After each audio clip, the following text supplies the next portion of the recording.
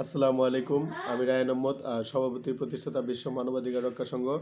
আজকে আপনাদের সামনে আলোচনা করব মহান আল্লাহর বাণী পবিত্র কুরআন এবং হযরত মুহাম্মদ সাল্লাল্লাহু আলাইহি ওয়াসাল্লামের হাদিস গ্রন্থ মুসনাদে আহমদ হতে কিছু হাদিস আপনাদের সামনে আলোচনা করব।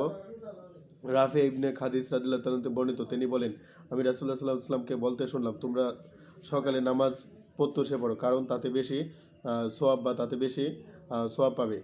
তিনি বলেন, রাসূলুল্লাহ সাল্লাল্লাহু আলাইহি ওয়াসাল্লাম বলেছেন, তোমরা ফজরের নামাজ ফর্সা বা আলোকিত করে ভোরের আলো এসে নামাজ ছড়িয়ে পড়ার পরে পড়ো, কারণ তাতে বেশি সোয়াব পাওয়া যায়।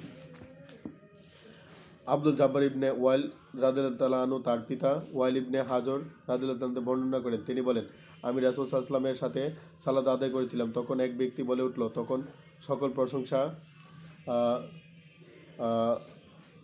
অধিক ও উত্তম রূপে আল্লাহর জন্য, বরকত সহ। অতঃপর রাসূল সাল্লাল্লাহু আলাইহি ওয়াসাল্লাম সালাত শেষে বললেন, কথাটি কে বলেছে? লোকটি বলল, ইয়া রাসূলুল্লাহ,